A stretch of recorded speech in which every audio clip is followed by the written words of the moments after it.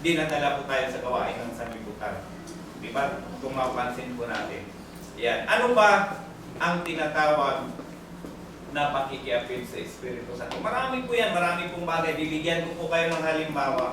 Lalong-lalo na yung tinatawag na kapaskuhan ng sinasabi po ng sanlibutan ito. Halimbawa, inimbitahan po kayo na maging ninong o ninang. Diba? Halimbawa, may kaibigan po kayong Katolik.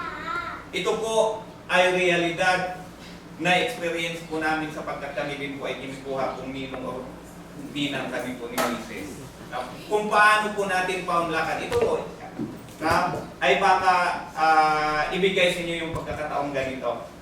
Diba? Kung paano po ninyo tanggapin o reject yung isang alam po natin na minsan ay magiging laban sa ating pananampalataya. Bakit po, inimbitahan ko kayo ng sige kukunin kitang ninang, sige kukunin kitang ninong. Kaibigan po natin ay halimbawa ko ay Katolik. Yan.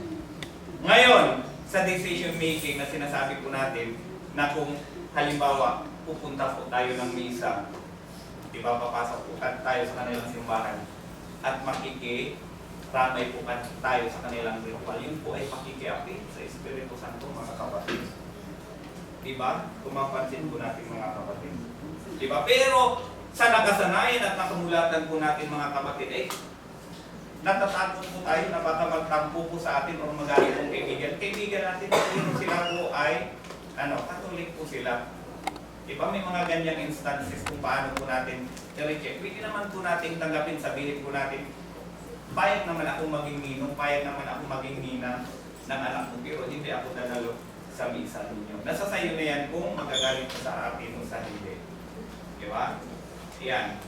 So may mga ganyang instances po. Pero pag pinanlakan niyo po yung mga kapatid, diba? Tapos Church of Christ ka, diba? Tapos nandun ka, nakikiritual ka po sa gawain ng misa, ng pari, dahil ikaw ay ninong o ninang, yun po ay pakikiapid sa Espiritu Santo. Diba? Yun po ang tunay. Ano po bang ibig sabihin yan? Ito po. In the Bible, adultery in the Holy Spirit refers to spiritual unfaithfulness to God. Diba? Yan, lumalayo ka sa aral. Hindi ka sumusunod sa aral. Diba? Hindi po yung pagiging Church of Christ po natin ay kapag nandun lamang po tayo sa loob ng bahay-sambahan ng Church of Christ. Patunayan po natin yan kapag tayo po ay sinusubok ng pagkakataon na kung tayo nga po ay tunay ng Church of Christ. Hindi po tayo dual citizen. Sa citizenship, sa sekular na batas ng tao, pwedeng dual citizen. May dalawa kang citizenship, no? Halimbawa American o Filipino citizenship, pwede. Pero sa religion, pag Church of Christ ka, Church of Christ ka. Diba, mga kapatid? Yan po ang ibig sabihin ng tinatawag po natin adultery ng Holy Spirit. Diba? Parang hindi nananangan sa tunay na aral ng Diyos. Diba? Yan, baka ito po ay magiging challenge po sa atin, mga kapatid, na baka kukunin po tayong ninong o ninang ng mga kaibigan po nating taga-sanlibutan. Diba? O ibang pakatang pangrelihiyon. Tayo ba ay makikiritual? Baka mamaya pati ninong at ninang nilagyan na ng cross, magpapalagay rin po tayo. Diba? Ay kahapag-hapag po tayo, mga kapatid. At hindi po natin ang pag-unawa ang salita ng Diyos. Diba? Ano pa?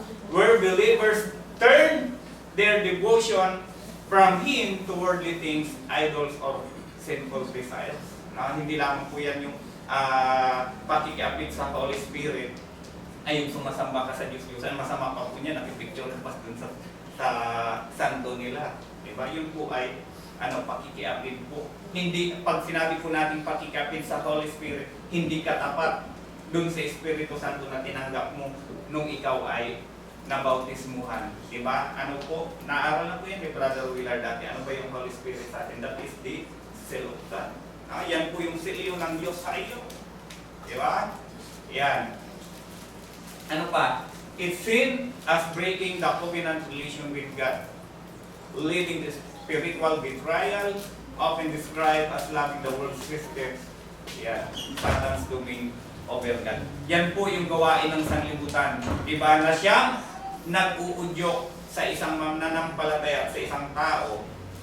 Yan. Para sirain po natin yung commitment po natin, yung relasyon po natin sa Diyos dahil po tayo'y nagiging makiki-apid sa Espiritu Santo, hindi po tayo nagiging tapat dun sa aral. Diba may mga ganyang instances, nagiging dual po ang ating religion. Hindi po dapat nagiging Church of Christ lang po tayo kapag nasa loob po tayo ng bahay sa bahay. Ang Church of Christ. Tangan-tangan po natin ang aral saan man po tayo mapunta. Diba? Diyan nagalit si Apostol Pablo kay Petro. Diba yung si Apostol Petro naging mapakunwari. Dahil kasama niyang naging Hudyo, naging Hunyano siya, naging Hudyo siya. Pagkasama niyang nangintintil, naging ugaling hintil siya. Diba? Hindi siya nagpakatotoo kung ano yung aral, dito ka. Diba? Naging ganun po yung naging ugali ni Petro. And tayo po na nananangan sa aral ay yung Church of Christ, kay Church of Christ ka. Pag sinabing walang Pasko, Pasko. Diba? Ganun po dapat ang sistema po natin. Pag tinanong po tayo may Pasko sa inyo, may kaibigan po tayo, tinanong po tayo may Pasko ba? Ayon sa banal ng kasulatan, wala namang nakalagay kung kailan ipinanganak ang ating Panginoon sa Kristo. Anong inuutos niya? Yung banal na hapunan. Diba? Ganun po ang sistema po natin dito sa sanlibutan ito. Yun po yung mga aspeto. Diba? Yun po ay pagpapakita na unfaithfulness to God. Diba? Pag yung mga gayong bagay ay ginagawa mo. Diba? Na ikaw ay lumalayo sa aral ng Panginoong Diyos. O, diba? Pag bawal, bawal. Now, ayun po yung sinasabi ng banal na kasulatan. Diba? Yan, baka sasabihin po natin mga kapatid, parang may higpit naman yata na magmininong na ako, parang inigpitan ako ni brother, may ganito kanya. Yan, parang sa paningin po natin, sa biglang tingin po natin, parang, pero pag ayon sa banal na kasulatan, yun po yung dapat. Diba? Yan, ano pa? God often portrays Himself as husband and His people as a wife. Diba? Kapag Kristiyano ka, may commitment, may relasyon ka kay Kristo, diba? Kailan ka nakipag-commit kay Kristo? Kailan? Nung ikaw ay sumampalataya at nabautismo, tinanggap mo siya eh. Diba? Kaya ka inahalin tulad yan sa magkasintahan na topic na rin yan ni Brother Willard, diba? Yung iglesia ay inahalin tulad sa kasintahang babae. Diba? Yan si Kristo at ang kasintahang babae. Sino yung iglesia? Diba? Yan. Ano pa? Spiritual adulteries when Israel or believer acts like a faithless wife by turning to other lovers, idols, or worldly values. Ito pa po mga kapatid, na mapapansin po natin. Ang connotation po natin kay Judas, diba mapapansin po natin, yung pananampalataya ni Judas ay pinagpalit niya lang sa tatlong pila. Di ba kung mapansin po natin mga kapatid? Yan po yung connotation po natin at yan po yung pagkakakilanlan ni Judas sa istorya ng Bible. Diba?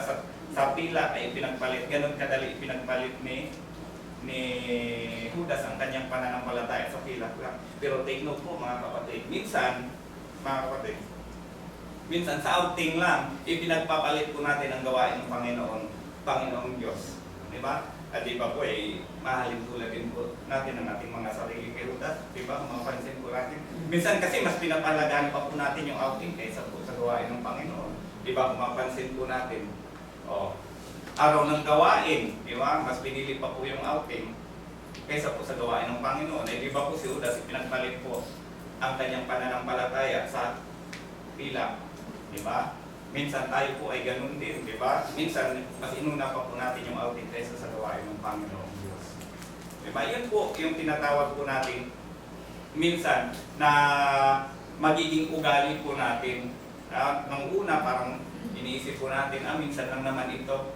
Di ba? Hanggang sa pagdating ng araw, nung una, mga isang bisis ka lang uma-absent sa isang buwan hanggang sa dalawang bisis na hanggang sa nakalimutan mo na. Diba? Hanggang sa tumalikod ka na sa pananampalataya mo. Kasi nga, namumuhay ka na ulit dun sa gawain ng sanlibutan. Diba? Pag hinahanap na ng katawan mo yung barkada, yung mga bagay-bagay na nagpapasaya sa iyo sa laman. Diba? Yan. Isa pa po ito. Yan. Hindi lamang yung mga bagay o gawain ng sanlibutan. Yan. Ang inihalin tulad po natin sa tinatawag po natin tayo pinakikapit sa Holy Spirit.